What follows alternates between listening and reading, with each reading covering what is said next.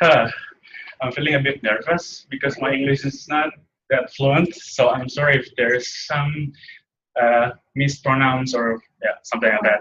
We're on the same boat. Okay, so once again, my name is Iqbal. I'm from Indonesia. There in Indonesia, I work in Komodo National Park. It's part of the agencies, government agencies, under the Ministry of Environment and Forestry there. And I was chosen by the C4 USA program to be here as a master's student in the School of Forest Resources and Conservation.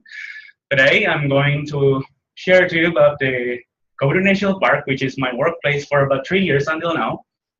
But I won't explain it too detail. I just explain it as generally. And if you have any questions according to my place, don't hesitate to ask me. So, well, before I explain to you about the Komodo National Park, I would like to give you a brief explanation about my country. Some of my friends, they don't know where Indonesia is now, 2017. So I would like to give a brief one. Indonesia is a huge archipelagic country, which has a total of area of 1,900,000 something kilometers square, and it has 237 million populations in 2010, according to the WHO report on 2011. So yeah, it's a crowded country and a big one, lots of islands, seas, and many things. The Indonesian Independence Day is on August 17. The national language, my first language is Indonesia, and then the total of province there. So in the US we have states, in Indonesia we have provinces. So it's the same. We have 34 provinces, in the whole nations, and Indonesia is a very huge and diverse nation. We have 300 or 1,000 more tribes there, according to the Indonesian Statistic Agency. So, therefore, we have so many traditional languages for each tribe, up to 300 languages for each different provinces. Like my province speaks Sundanese, and my other friends speaks Japanese and Balinese and everything like that. So we are, yeah, lots of traditional languages. This is a glimpse of Indonesia's tourism destinations. There's a very huge temple there in Yogyakarta. This is the second picture, is the Monas Tower in Jakarta, the place where I grew up. This is the most famous one, Raja Ampat in Papua. And this is the traditional outfit of Balinese people. Yeah, lots of regulations. I won't talk about this. So it should be a URL to the Google Earth there on the Komodo National Park. I couldn't show it to you. Where is the Komodo National Park through the globe? So yeah, I'm sorry for that. But the thing is, the Komodo National Park established in March 6 on 1980. So it's been how many years? 30s? Yeah, 30 seconds. And it was declared by the President Suharto, which is the second president in Indonesia. And then he strengthened the management of the park by lots of regulations you can see on the slide. And then the famous things that people usually know is that the Komodo National Park got the appellants, some kind of prestiges from many stakeholders. First, we are nominated as the Man and Biosphere Reserve by the UNESCO in 1977. Second, we nominated again as the World Heritage Site by UNESCO also on 1991. And then third, the creature itself, the Komodo Dragon, is chosen by the president as the Indonesian national fauna by the president of Indonesia on that time, on 1992. In Indonesia, we have 3 creatures that chosen as the national fauna, Indonesian national fauna. We have 3 of them, and one of them is the Komodo Dragon. Fourth, the Komodo National Park chosen as the real wonder of the world by the Indonesian marketeer. It is part of the Minister of Tourism there in Indonesia 2011. We also chosen as to be the new 7 Wonder of Nature by the New 7 Wonder organizations on 2012. 6, the last one, is the latest one, chosen to be the world's top 10 destinations by the National Geographic magazine in July this year. so many prestiges that we got from international tourists. So this is the map of the park. It's not clearly said, but I would like to give you explanation. So Komodo National Park located in Labuan Bajo. Labuan Bajo is the name of the town. It's a small town. It used to be a fisherman town, but it grows and developed into the tourism town. And it's small, not so many people there. It's like Gainesville here. No malls. Sometimes other city is nowhere, and yeah. And then it is included in the province of Nusa Tenggara Timur. So East Nusa Tenggara province. There, the total area of the whole park is 173,000 acres, consists of lands and oceans. And the park is divided into zones. We have a zoning system. We divide it into 9 zones. It depends on the functions of its zones. There are the core zones, wilderness zones, the traditional for the people zones, the tourism zones, and etc. And also we have so many villagers live inside the park. Therefore, there are 3 villages inside the park, which is very huge. There are the Komodo village, Papagarang village, Pasir Panjang village. I will show you in the map later. And also it is monitored by 11 outposts, and 2 more will be built this year. So as you know, if you see on the map, the Komodo National Park is an open access area. You can come to this park from everywhere around the world. Like if you go from the southern part by boats or cruise ships, you can come from the Australia. If you come from the western part, you can go from Bali by plane or by boat or cruise ships from Singapore. If you come from the northern part, you can come from Philippines and Sulawesi. If you come from the eastern part, and then lots of places that you will see there. So yeah, because of open access area, that means that the park facing a huge threat and dangers, because lots of people can come through the park without being noticed by the authorities, by the rangers here. That's why we're gonna need lots of outposts. I think 13 is not enough. We will be building more in the next year. It depends on the budgets that the Indonesian government gave to us. So yeah. There, it's much more clear. So Komodo National Park basically consists of islands, lots of islands, but it has 3 main islands, which is very famous now. If you Google it, you can find the pictures there. The first one is the town, Labuan Bajo. So the town, the nearest town is there. And then the first main island is Rinca Island. That island is called Rinca. The second big island is Padar Island, the island between Rinca and Komodo, and the last one is Komodo. So those 3 islands are the main islands in Komodo National Park, but not all tourists can enter the park, only some certain area that open for public.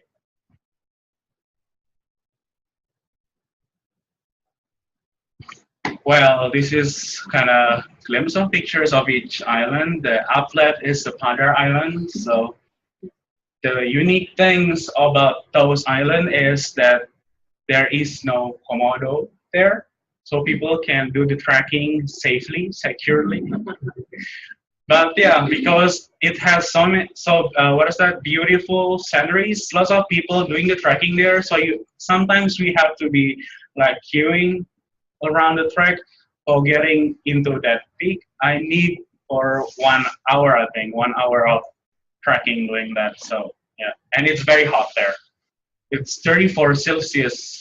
How many Fahrenheit is that? 34. It's quite hot. And then the upright is the pink beach. It is the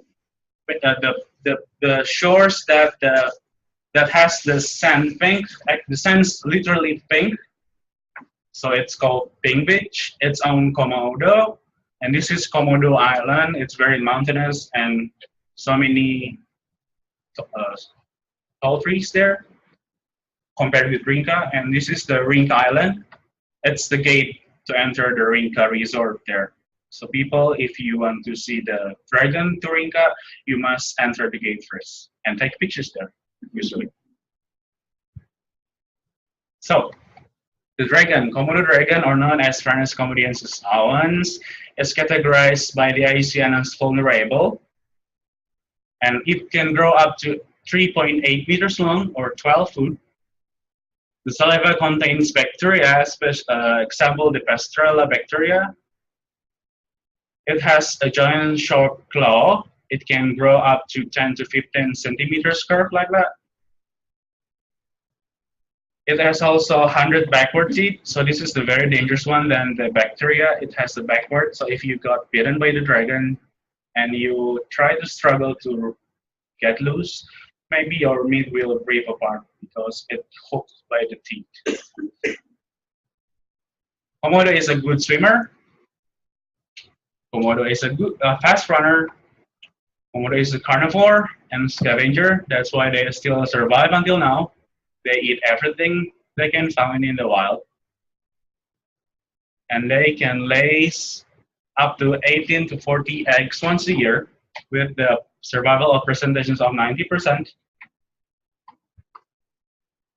And it has commensalism symbiosis with some creatures that I would like to show the pictures later. So this is the Komodo dragon. You can find those pictures in the Google. Easy to find it. But the dragons usually do this thing at the earliest morning when they are very aggressive in the morning from 5 p.m. until 11 in the morning. And then after that, they keep basking, lying under the sun and doing nothing like lazy things. Sometimes people think that dragons is tame and not wild because they pretend to be lazy like that. That's a picture of the claw. This is a small dragon. I took it in the park. So the small dragon has a small claw, but the big dragon has a big one. And this picture shows how they eat.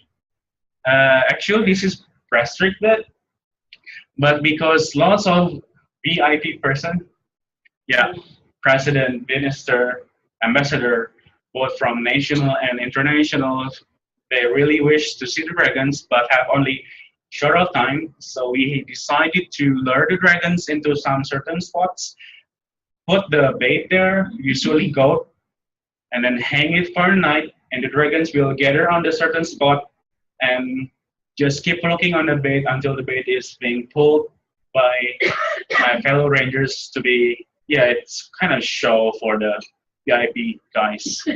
But it's very important to do because it's one way for us to gain help for them, because they can speak up in the headquarters and the international people can know that the dragons is very important, and sometimes we are having some difficulties like no electricity, not enough resources like that. They can tell it to the governor or to the president in the headquarters, and the president will come see it directly and check it by herself. So some people sometimes believe that the Komodo National Park is well established, have a enough resources, but actually it's not. The fact is not. So we kind of need this kind of attractions, even it's prohibitive actually. This is the pictures of the dragon's egg. It's kind of cute when it's baby. And the center is the Pasteurella. I got it from the Google. I have no idea what Pasteurella looks like, so I Googled it and I got that. And these pictures, I took it by boat, so I saw dragons swim around the beaches to get the dead squid floating on the shores. This is the bird that has relationship with the dragons. I have no idea what is birds in English. We usually call it megapods bird. It's similar like chicken. It's all black and the food is red. The Latin name, the scientific name for this bird is megapods. That's why we call it megapods, but I'm not sure of what it's called in English. So these birds they make a big nest, like a stockpile of nests of dirt, dead leaves, and it's formed like a very huge one. And when they don't use it, the dragons use the nest of those birds to lay eggs. So yeah, some research believe that if those birds don't exist, then the dragons cannot lay the eggs, but it's not proven yet. It's still assumption. And to prove that the dragons can run fast, I'll show this picture. So this is actually restricted, but I'm not sure. I found this GIF things on the Google. I found the Japanese TV taking shot of dragons running, and there is a woman using kimono running, but there is a bait on her back. That's kind of weird. Which is when if I have no idea if they take care about the permissions or not, but if I do communicate with them, I won't give them permissions for doing this such a things because it's very dangerous for them. But anyway, this is happening. This has happened, and I found it on the Google. So yeah, yeah. Well, it will describe the dragon can run well. It's dangerous. Absolutely not to be. Yeah, repeated. So this is the dragons. At firstly found by I think British people, Sir Richard Owens on 1912. She said that if the animal is indeed a species not yet described, I propose to call it Farnus comodiensis. This is the taxonomy of the closest relatives of the dragons. The Australian Guanelase monitor. So this is the closest one, and it is found on the southern to the eastern part of Australia. Could they all have the same bacteria? No. To be honest, I have no idea about that. But I got this from the WWF. They gave me this, and they said that this is the closest relations with the dragons in Indonesia. So, how many Komodo dragons live in the park? This is the most frequently asked questions to me. All tourists ask these questions to me every single day, every different person, so I have to answer it well. There, according to Komodo National ParK in 2016, there are more than 2,500 dragons left in the park, which lives mainly on the main islands, on Rinca and Komodo, and the other lives on the smaller island, the Gilimotang and Nusa Kode Island, which is located on the southern part of Rinca. So yeah, that's a lot. But when people say that, oh, that's a lot, but why can I having difficulties to find them when I do the tracking? So yeah, this is the national park, not the zoo. So some people not understand of the conceptual. So lots of them becoming disappointed after paying certain fees, and they don't find the dragons in the park, and they just angry and complain and something like that. And I think you kind of tricked me. You said there are 2,000 and more dragons, but I only see 3 to 4 dragons only, and I'm get used to it. This is the pictures of the dragons a long time ago, a very long time, 1927. So lots of people trying to take the dragons outside of Indonesia. They took it to America, I think, but according to the historical report that I read, none of the dragons survived. They're all dead. So they at that time, they cannot survive outside of the natural habitat. But I think we can find dragons everywhere in the zoo, right? There's one in Jacksonville. That's right. And then the dragons also become some kinds of influence for the movie director. So in his biography of Cooper, Mark Atavas writes that much in the film, including the female on the expedition and Holmes' first trip back to New York, was likely influenced by Burns' tale, the tale of those researchers above, to the films of King Kong. Yeah. And then besides dragons, what other creatures that you can find in the park? There are lots. First, up left, you can also find the yellow-crested cockatoo. This is also one of the key species in the park. So my primary job every year is to get the data populations of the Komodo dragon as well as the yellow-breasted cockatoo every year. There are 700 more of those birds in the whole park. And then the other creatures, mostly mammals and primates, which is the diet of the dragons. The dragons eat them. We have wild horses, we have water buffaloes, deers, and even long-tailed macaques. Lots of them there. And this is the other creatures you might find. We have a very big rats there. It's really, really big. We call it green car rats. And it's kind of creepy because it's so big. It's just big. And they just keep hopping from one tree to another tree. It's just creepy. And then we also have so many birds. One of them is the Asian paradise flycatcher. They make beautiful noise. We also have those birds. We call it in Indonesia burung gosong, and we usually say it in English megapods. And we have lots of snakes. The dangerous one is the short fiber one, but I don't have the pictures. But I have these. This is not a dangerous one. This is a cat snake. And many more. So besides, there are so many creatures live on the land. There are also creatures live in the water, like this. This is becoming the most attractive creatures for the international tourists, especially for divers and snorkelers. This is the manta rays, which is much more gentle, calm. They are very different with the stingrays. They don't have the poisonous sting on the back. So yeah, they're very gentle and swim slowly and swim near the surface of the water, and people can see it now. But recently, it's quite difficult to find them because they kind of swim more deeper than used to, because lots of divers want to take pictures with the manta rays, and the frequency of the boat every day is getting more and more, and it makes the manta rays scared. Besides manta rays, we also have diving sites. This is one of the diving sites we have. It's called Batu Bolong. Batu means stone, bolong means hole. So a whole stone, which has a very strong current, but it has the most beautiful underwater coral.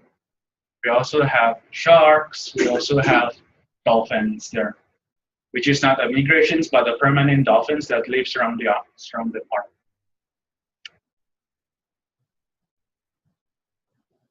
What can you do in the park? Obviously, it's the ecotourism activities. If lots of the tourists, sometimes there are the, what they call it, the modern tourists. So they want to get key or using umbrella, using beautiful shoes like high heels on the park, which is wrong. So the tourists that we would like to invite is the eco-tourist, not the modern one. What kind of eco-tourist activities? Like this. So yeah, it's this crime. It's funny. Well, this is what we can do in the park. Most of the people do the trekking to all islands. Most of them do. And most of the people doing the trekking in Komodo Island, Rinca, and Padar Island, even just to see the dragons, even just to take pictures, or even really, really wish to see the creatures on the park. And you can also do the snorkeling, which is very close to the beach lines, to the shores, and diving on the deeper oceans. All of those activities can be done after paying certain amount of fees and accompanied by the rangers or the travel agents. This makes Indonesian park and the American park is so different, because when I travel to the American parks like Payne's Prairie Park, Wetlands Park, they don't provide the park rangers for us to walk with us to explain and interpreting something, which is I have to learn it by ourselves. And then if I don't originally come from the land, I don't know much about the things there. and lots of cautions that I don't know. Like in the Paynes Prairie, there's a big sign of use extremely cautions, and there is gators pictures there, but I have no idea where the gator is. And I start walk and seeing the bushes there, the swamp, and I don't see any gators there. I'm start asking myself, is there any gators here? And suddenly I see a really big head of gators near me. Oops. I think there. I saw the nose, the nose and the eyes blinking, and I realized that the gators. And at first I'm not scared because I thought that it's the same like the dragon, but suddenly it's splashing the water, it's splash the water, and it's make me shocked, and I start running, which is yeah, it's funny for the people, but it's not funny for me because it's very dangerous. If I start playing in the water, doing splashing things or stupid things like that, it's just dangerous. And I saw in the TripAdvisor some suggestions to the tourists that came to the Paynes Prairie Park. The Paynes Prairie is a beautiful park, but don't be stupid.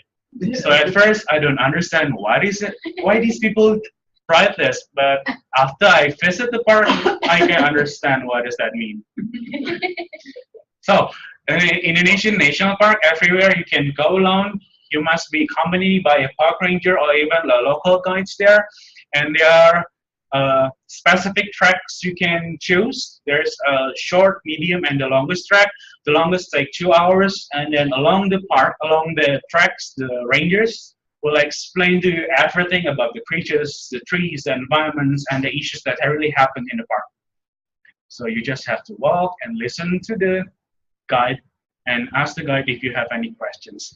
Same as the snorkeling and the diving, you have to be accompanied with your group or with your buddy of the divers or even the travel agents like a diving instructor, because even the underwater view is nice and beautiful. It's actually dangerous to spend time in the water because Komodo National Park has the strongest current.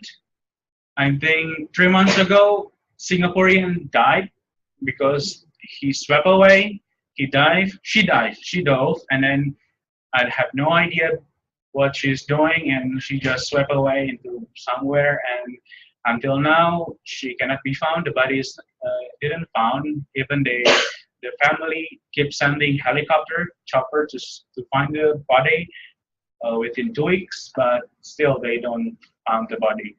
Even they make announcement for, I give you 50 million rupiah to anyone can find the body, but still nobody can find it.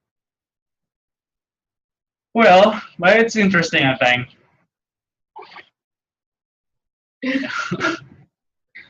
Isn't it lovely? So, this is the map of the diving sites. We have 42 diving sites, a whole park. And every diving site has its own uniqueness and experience. So usually people take 3 days to 7 days to spend inside the park and live on the boat. They don't back to Labuan Bajo, stay in the hotels and then back in the morning. No.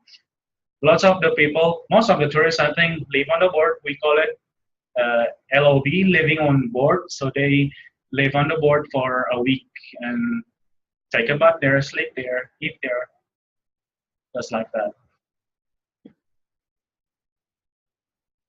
And this is also the other places that you can visit inside the park.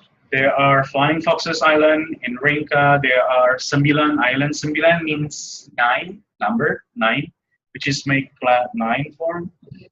And there has those island has a jellyfish, a very beautiful jellyfish there, but I have no idea what the name is. And the underwater, same. And this is the Gili Lawa Laut. That's the favorite place for tourists doing the snorkeling, as well as basking on the beaches and the shores and trekking on the peak of the mountain. But it kind of need 2 hours to do the trekking there, and it's very slippery and hot. This is the visitors from 2010 until 2016. It get increasing every year. Last year we received 107,000 people from around the world, and for about 90% of visitors are international one. Well, so many people there. Who are they? Who is coming? Yeah, I already explained this to you, but I receive for about 400 cases every day for every single sites. So those boxes is the sites which is open for public. Tourists can only do the tracking and see the dragons in those boxes. And I receive 400 cases in every boxes in every place every single day. So yeah, it's from 65 countries, which has the different cultures, different languages, which is sometimes when they are not understand English, it's very hard for me to speak with them. And if they speak English and they don't understand what I'm speaking, it's also difficult for me. So I'll tend to get the complaint, angry. Sometimes people are pointing their fingers in my face. Sometimes they yell at me because so many things that, yeah, because of the communications problem. The fact is, there are very little of my fellow rangers in the park that can speak English well. I think only 6 or 10 of them that can speak English, while we have 120 employees in the park there. So only 10% that can speak English. That's, yeah, disaster. This is the top 10 countries that visited the park on 2014. The Indonesian only 13,000, and the other is the international one, consists of Germany, France, USA, Australia, and so on.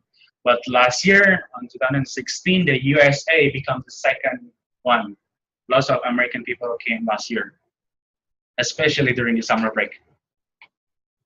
This is right in Indonesia. It indicates that the high season it is on August and December, which is the summer break and the winter break.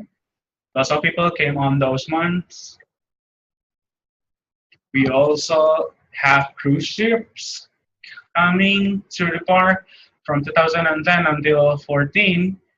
The cruise is increasing, and they keep putting lots of people there, 9,000, 9,000, 6,000 for a day. So basically, in average, one cruise ships, they put 300 to 1,200 people for one board in a day in the sites. So it's very crowded, and people sometimes get very angry of that. And we believe that the dragons did get influenced by the people. They get used to human and not wild again, which is make us worry. But I think this year also it would be more than 39. This is the interesting part: state revenue. So in Indonesia, we have so many ministries, but according to this park, we have two ministries very related to this. First is Ministry of Tourism. Second is Ministry of Forestry. So the Ministry of Tourism, they tend to invite as many as people to the Indonesian destinations, including the national park. They invite the people coming, and they don't care about the ecotourism. They just care about the mass tourism, the promotion. They're just doing a very, very intensively promotions. But the Ministry of Forestry, they do not care about the visitors. They tend to be caring more to get state revenue, non-tax state revenue every year. So they try to increase the entrance fees rather than inviting people to come to the park, which is create the political issues on the headquarters between the Ministry of Tourism and the Ministry of Forestry. Like last year, we received 100,000 visitors, and it produced 22 billion rupiah. It seems like 1,700,000 US dollar last year, and it's the target for every year. It's increasing. Like this year, I think they set us target for about 23 billion rupiah for this year. So we need to pass that. If not, there will be some sort of reductions for the annual budgets for us. And this is the jellyfish on the 9 island and the 9 island that the pictures have shown previously. Also, a new species found on 2013 there by Hadiati. She is the Indonesian researchers that recently found the fish. And this indicates the comparisons of the other park in Palau. So the Palau has a jellyfish lake, and they create the park and invites the people to see the jellyfish, and they have to pay $100 US dollar just to see the jellyfish like that to Palau. And if you go to the park, to the Komodo National Park, you need only to pay 22. So it's much more, lots cheaper than the Palau one. But I have no idea. Lots of people still have complained about 22 bucks. They said it's expensive. So yeah, well, lots of people have its different opinion. This is the price. Foreign tourist park fees. So in Indonesia, they are different between the foreigner and the Indonesian park fees. This is the foreigner tourist park fees. Basically, if you travel to Komodo National Park, you need to pay 295,000 rupiah, which is equal to 21 US dollar. And the price you should pay, this is including the 1, 3, 4, 5, 6. It is the entrance fee, the local government tax, the trekking fee, the wildlife, and the local guide. So basically, for me, it's cheap for international, especially if you convert it into the US currency. It's very cheap. But things that makes people angry and upset is the quantity of the ticket.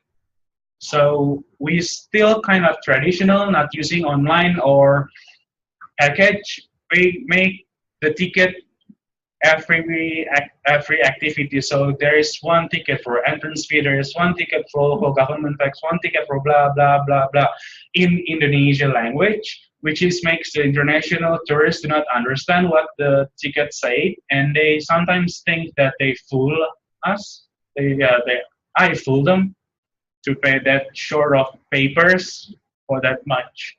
But basically, it's like that. To change the system, it's much more complicated. Like, why don't you change it? It's not that easy. So bureaucracy, I have to ask the minister, and then the minister, I have to ask the Speaker of the House. Speaker of the House has to ask the President, and blah, blah, blah, and it makes it possible. And there's also differences between the Sunday price and the national holiday. So we have Monday to Saturday price, and then Sunday to and national holiday. And the Sunday is much more expensive. It costs 27 bucks sometimes. Interesting also the local guide fee. So 80,000 for 5 persons or $6 for 5 persons. So if you travel with your friends, like 5 as a group, you can divide the 80,000 into 5 persons. So it's more cheaper. Like if you travel to 5, then you only have to pay $1 for the rangers, which is much more cheaper. But still, it's being done traditionally, not paperless. This is the Indonesian tourists that should be paying 8 and 9. So it's more cheaper 3 times than the international one. The main proposed why the central government put this because they would like to invite the Indonesians to visit the Komodo National Park because not so many Indonesians want to visit the park because the cost of the travel from the big cities to Labuan Bajo is expensive, and then lots of the economic reasons. That's why the price is much more cheaper for my people. And then this is the people, indigenous people inside the park. We have 3 villages. For each villages, there are more than 1,000 people live inside the park, and it's getting increasing, because they are increasing. They tend to ask more like electricity, signal, food, jobs, and etc., which is resulting problems for us for the national park because they we kind of prohibited them for having uh, living like the modern cities like that. So yeah, it's creating conflict there, which is unsolved until now. So especially on the Komodo village, which is the most village that has the that receive most help, they tend to be giving us more complaint. But the things we are done with them is these things. We are trying to, no, we are established the community park ranger. Basically, we are creating the park rangers from the community so we can guard and protect the park using their knowledge, using their power, and that makes them feeling like, oh, this is my park, this is my home, like belonging us like that. We also create the naturalist guide or the local interpreter. This is the local guide that the tourists pay for the fees. The 80,000 belongs to them, and there are also conservation cadre, which is like an extension from us for to the people that live inside the village. Like we used to conduct certain training like trash recycling or doing sculpture training, and then we hope that the cadres can train the other people in the village. And this is the pictures of the Komodo village. This is the traditional houses there.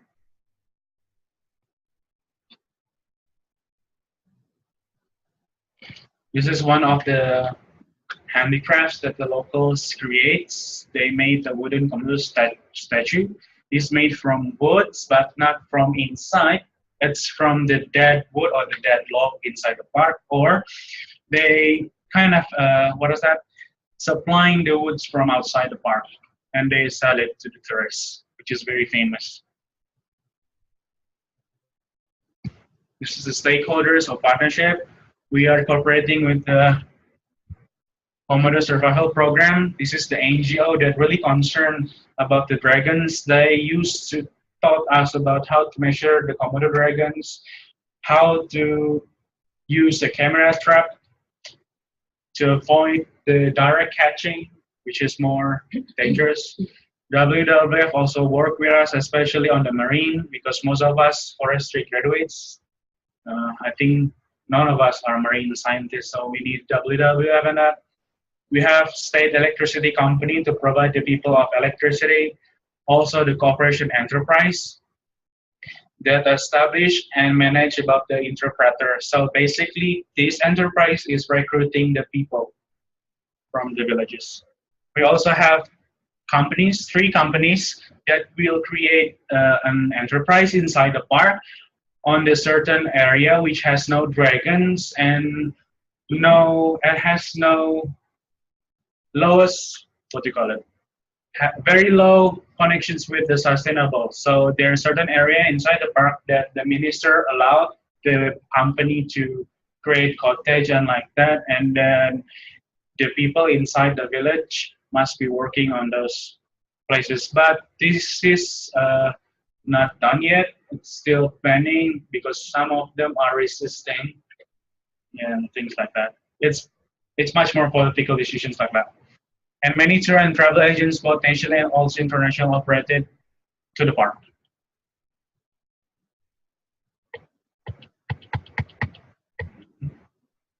Too fast.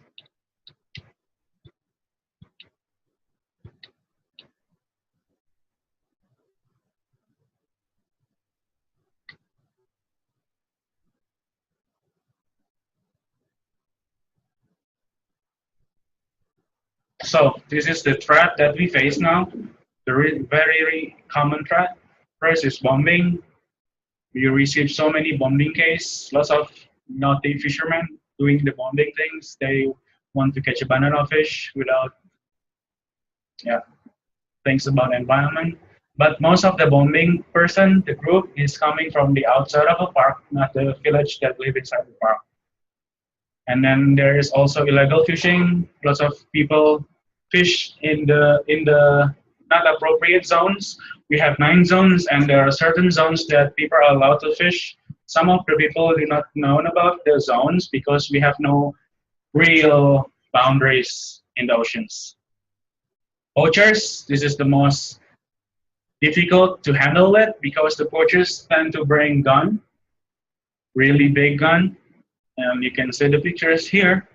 They hunt for bears.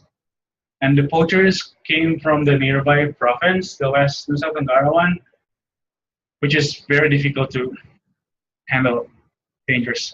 The ocean trashes, this is the global trash. For every morning and evening, I used to do this, sweeping away, collecting the garbage. But the next morning, tomorrow, and the next day, and the next day, the garbage still coming, and coming. Which is, yeah, it's my friends says that, well, we are just like a stupid group of people that always taking care of unsolved things, and the tourists, because they pay certain fees, they want more, yeah, more clean, and we realize that this is our job, but it's just unsolved. It's very hard. And the last one is the mass tourism problems. We believe that mass tourism would be a threat for us, but some people think that mass tourism is not a problem, but like a tourist or academicians think that no, mass tourism is not your problem. But as a landowner, I thought this is our problem because we have to limit the visitors. If not, like last year we received 100,000. What about this year we received 300,000 people? It will influence the dragon, and yeah, that's why I'm here in Gainesville to say that, to solve the problem of tourism thing with Dr. Stein. And Dr. Stein is having the different perspective with me, which is according to him that lots of people coming to the park is okay, but according to me, it's not. So this is the one of the view of Ring Island.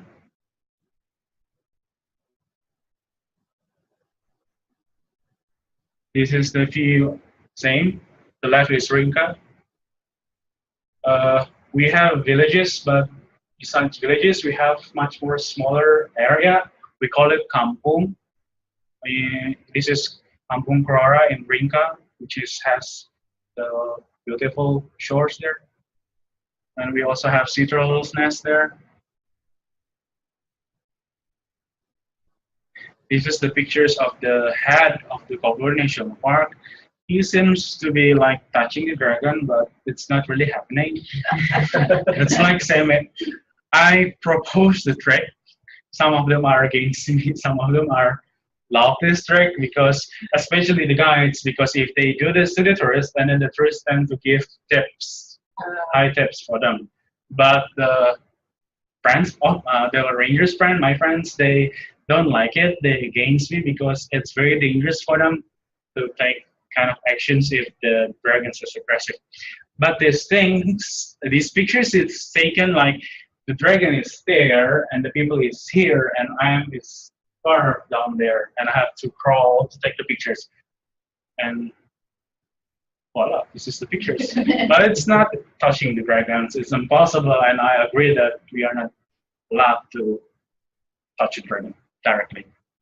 Only me, because I think I sit on the back of the dragons to measure its length, but not the tourist.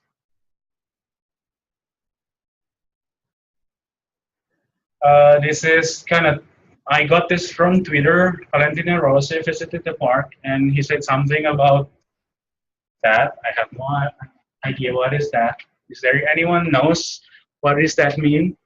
I'm reading like the from the Komodo Dragon National ParK. We always think that this is a good comment, blah blah. So we always put it on the slide. This is my pictures.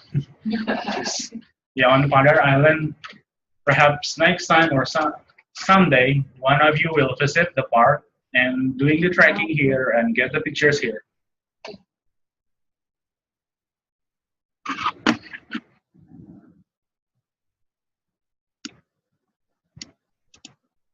This is 6 minutes, but I would like to just show it. This video shows a female dragon that she wants to lay the eggs. She prepared the nest to lay the eggs in Rinto Island. It usually happens on September. This video is taken last year with me, by me, and Dr. Stein beside me. So we are watching the dragons doing the things, digging on the nest. And we are not too far, but still in the safe distance to observe the dragon. Well, Dr. Stein is terrified, so I have to make him feel comfort.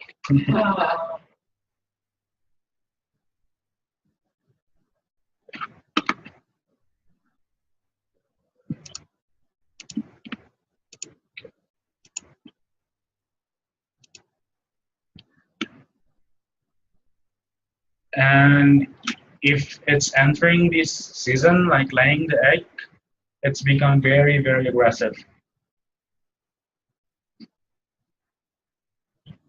I used to live with them for every 10 to 15 days in the island. So yeah, for me, they are just friends.